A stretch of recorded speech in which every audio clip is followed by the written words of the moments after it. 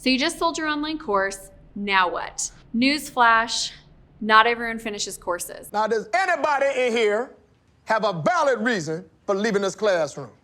Timothy. I gotta go pick up my daughter. You're excused. I bet you have probably signed up for courses, gotten a little distracted, maybe not finished, and then found yourself avoiding that course. That's what happens. If someone does not finish a class, guess what? They do not become a raving fan, they do not become a repeat customer, and they do not refer people to you. So it's really important that we don't just focus on selling the course, but we focus on creating a successful client, because successful clients refer, successful clients come back, successful clients will become our brand ambassadors. So in this video, we're going to talk about what happens next after the sale.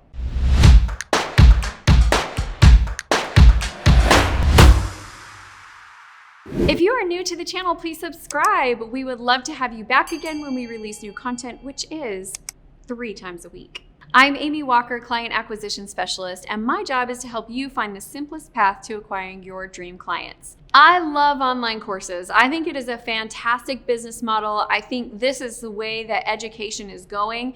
I personally have learned so much in my business by taking courses. And you know, my kids take courses too. One takes music composition courses. Another one has taken courses on YouTube analytics. And so it's a really great way to be able to learn skills. It's a really great way to earn money. However, we've all not finished that course, right? Like we've all bought the thing and then we went like 25% through the modules and then we got busy and then we started avoiding the emails and then we don't go back to the community because there's a sense of like waste around it. I don't know about you, but I don't really like to waste things. And so when we do, it doesn't feel good. And that emotional feel or that vibe that we have towards that product extends towards the brand. So it's very important that you set up a plan for your people to be successful. And that's what we're going to be mapping out here today. So let's jump right into it. Before we do, I'd love to hear from you in the comments. What is your course about? So the first thing I want you to think through with your online course is, what does your onboarding look like? And is it easy to use for your clients? For example, I have a course right now that we have got to fix because when people sign up for it, they get their login information and then they get a password to all of the videos. And like 5 out of 10 people come back and say, oh, the videos need a password. It's in the exact same email, it's bolded, it's literally right below the info that they had to log in, but they cannot figure out that that's the password. So I can look at it and say, it's there, it's there, it's there, but the clients are telling me that it's a hard process. So listen to the clients. How do they feel during that onboarding process? Is it smooth? Is it easy to log into their course? Is it easy to get connected to the community? Do they understand everything that's available to them? If not, you might want to consider doing something like a welcome video. If you have a lot of people coming into the course, you could even do like an orientation where you bring everybody on board once a week and you walk them through everything that's available to them and how to access the course. It's really up to you, but that's important. Like that first 24 hours after they sign up gives them the feel and the impression of what it's going to be like working with you. So if that's confusing, if that's hard, if that's chaotic, then they're going to maybe start feeling like they're not getting the support that they need early on. Like that's their first impression. I'm not saying we can't overcome it, but why have it in the first place? Again, not perfect. I've got one I got to fix right now. But we can all do a little bit better, and listening to our customers is one of the best ways to figure this out. The second thing that we need to consider with our course students is the community. Community matters. In fact, I would say community is one of my top things that is going to cause you to have good retention and completion rates. When I am a part of something and I know that other people are aware of what's going on and I have people to talk to and collaborate with, and I'm seeing other people's wins. I have a course that I have not finished yet, but I haven't given up on, and the reason why is because I'm in the community and I'm seeing other people hit all these benchmarks that I want to hit. And so I'm like, okay, I'm going to go back and work on that a little bit more because they're getting the results that I want to get. So that sense of community gives people a place of belonging. It gives them a place to ask questions. And it also, quite honestly, is going to help them want the results that other people are getting. So community matters. I recommend that you think through how you want to create this.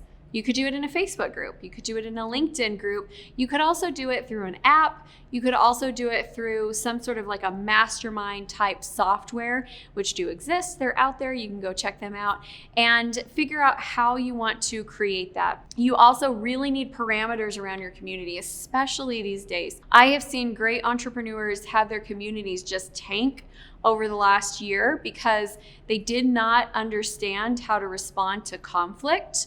They didn't understand how to respond to controversy. And instead of trying to create a sense of coming together in their community, they tried to just silence anyone who wasn't having the conversation they wanted, and they got blasted with the cancel culture. So you need to think these things through. Like when something is going on current events wise that we're not all on the same page with, what's our standards that are going to allow us to be able to come together? When somebody's being a jerk, what's the standard that you're going to hold them to? When somebody is going in and they're being the creepy pitcher who's just, instant messaging everybody and trying to get them to buy their stuff, how are you going to address that? You're crazy, man. You're crazy. I like you, but you're crazy. I promise all of these things will come up, but it doesn't mean you should shy away from the group. It just means you need to go into that group with a plan. But community is really important. Next tip is accountability. How many of you have ever started an exercise program and quit on like day 2 because nobody noticed if you were doing it or not? I cannot be the only one. However, when I start a program and I have an accountability buddy, like I make sure I get that done because I have to call them at night and I don't want to be the one that's like, yeah, good job for you working so hard. I did not do it because I'm lame. I don't like having that moment. I don't think you like having that moment either. So accountability is huge. Now, a lot of people think accountability has to come from us, the course creator.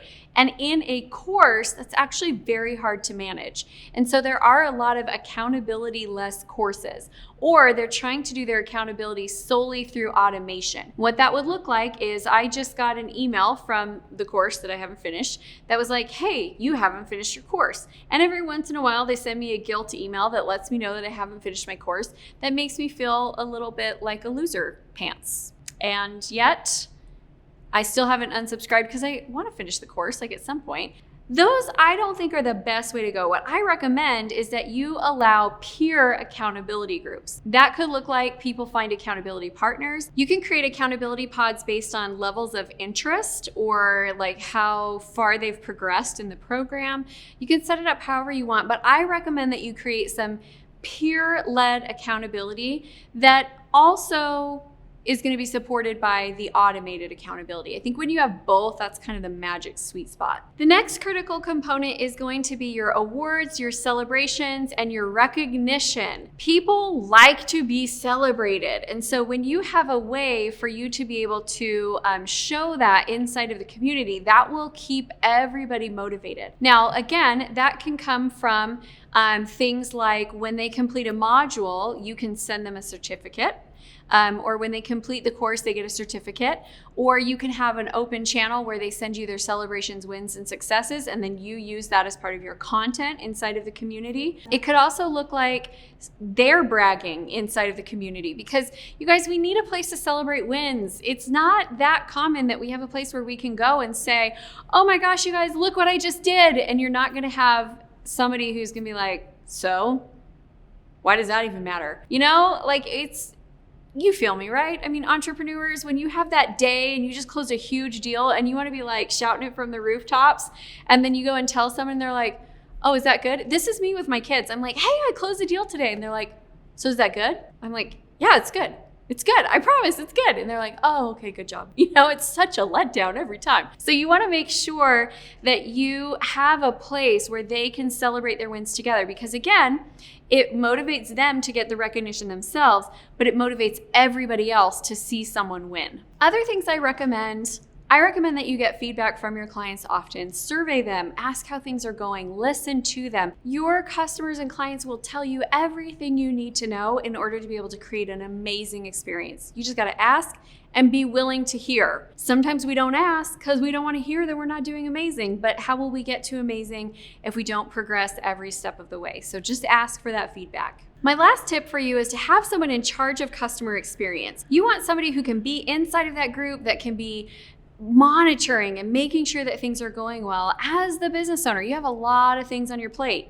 And so you just need some help and some support along the way. If you are liking this content, go ahead and hit the like button and let me know so we can make more stuff just like it. And if you are looking for some more help with marketing and selling your course, I encourage you to take our sales and marketing GPS. If you know where you are and you know where you want to go, my team and I are so confident we can help you get there. So go take it. It'll take you about 10 minutes, and then you'll get an 8-page improvement plan plus time to speak with one of my strategists to go over what you specifically need to do in order to create more value, get more sales, and have more raving fans. Thank you so much for being here. Again, if you're new to the channel, please subscribe and hit that bell notification so you can get notified every time we release new content. And if you want to be part of a tribe of like-minded entrepreneurs, head on over to our private Facebook group, Acquire. We can't wait to see you there. Thanks, everyone.